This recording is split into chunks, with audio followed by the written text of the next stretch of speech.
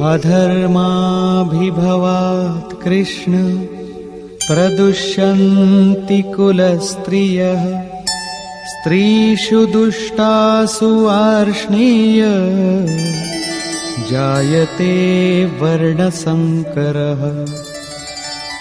हे कृष्ण, पाप के अधिक बढ़ जाने से कुल की स्त्रियां दूषित हो जाती हैं। हे वार्ष्णेय, स्त्रियों के दूषित होने पर वर्ण संकर उत्पन्न होता है।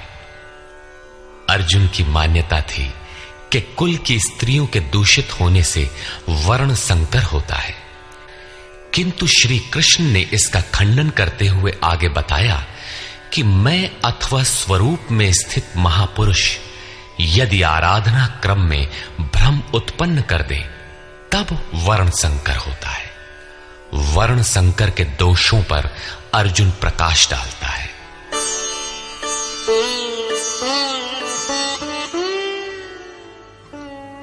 संकरो नरकायैव कुलघ्नानां कुलस्य च पतन्ति पितरो येषां लुप्तपिण्डोदकक्रियाः।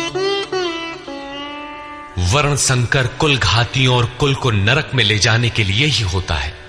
लुप्त हुई पिंड क्रिया वाले इनके पितर लोग भी गिर जाते हैं। वर्तमान नष्ट हो जाता है, अतीत के पितर गिर जाते हैं और भविष्य वाले भी गिरेंगे। इतना ही नहीं, दोषैरेतैः कुलघ्नानां वर्णसंकरकारकैः उत्साद्यन्ते जातिधर्माः कुलधर्माश्च शाश्वताः। इन वर्ण संकर कारक दोषों से कुल और कुलघातियों के सनातन कुल धर्म और जाति धर्म नष्ट हो जाते हैं।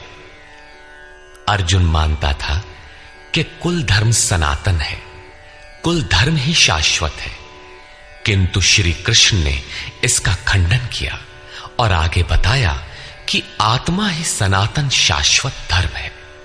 वास्तविक सनातन धर्म को जानने से पहले मनुष्य धर्म के नाम पर किसी न किसी रूढ़ि को जानता है। ठीक इसी प्रकार अर्जुन भी जानता है जो कृष्ण के शब्दों में एक रूढ़ि है। उत्सन्न कुलधर्माणां मनुष्याणां जनार्दन नरके नियतं वासो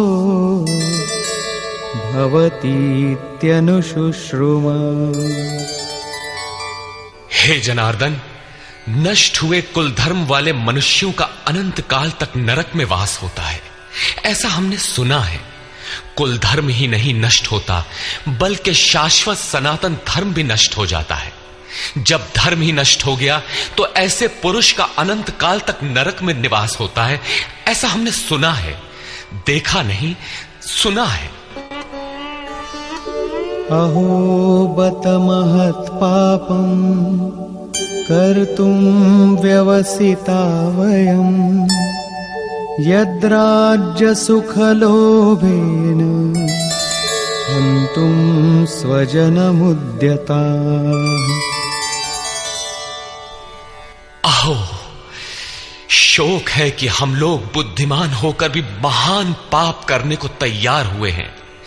राज्य और सुख के लोभ से अपने कुल को मारने के लिए उद्यत हुए हैं। अभी अर्जुन अपने को कम ज्ञाता नहीं समझता। आरंभ में प्रत्येक साधक इसी प्रकार बोलता है। महात्मा बुद्ध का कथन है कि मनुष्य जब अधूरी जानकारी रखता है तो अपने को महान ज्ञानी समझता है, और जब आधे से आगे की जानकारी हासिल करने लगता है तो अपने को महान मूर्ख समझता है। ठीक इसी प्रकार अर्जुन भी अपने को ज्ञानी ही समझता है। वो कृष्ण को ही समझाता है कि उस पाप से परम कल्याण हो, ऐसी बात भी नहीं। केवल राज्य और सुख के लोभ में पड़कर हम लोग कुल नाश करने को उद्यत हुए हैं, महान भूल कर रहे हैं। हम ही भूल कर रहे हैं ऐसी बात नहीं, आप भी भूल कर रहे हैं। एक धक्का कृष्ण को भी दिया।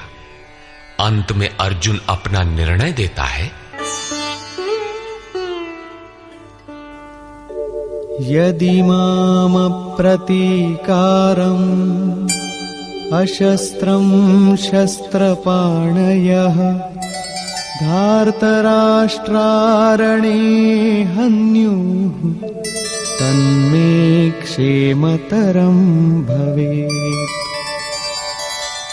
यदि मुझ शस्त्र रहित न सामना करने वाले को शस्त्रधारी धृतराष्ट्र के पुत्र रण में मारे तो उनका वो मारना भी मेरे लिए अति कल्याणकारक होगा।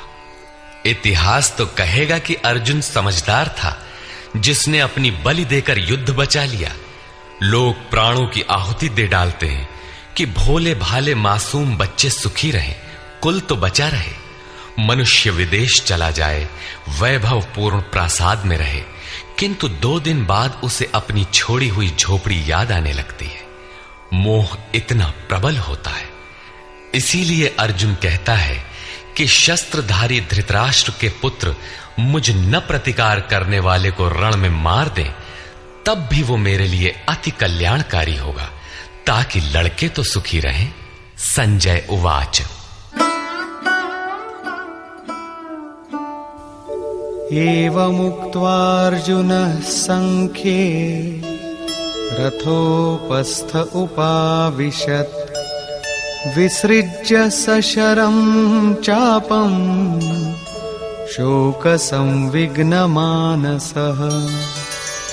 संजय बोला कि रणभूमि में शोक से उद्विग्न मन वाला अर्जुन इस प्रकार कहकर बाण सहित धनुष को त्याग कर रथ के पिछले भाग में बैठ गया, अर्थात क्षेत्रज्ञ के संघर्ष में भाग लेने से पीछे हट गया।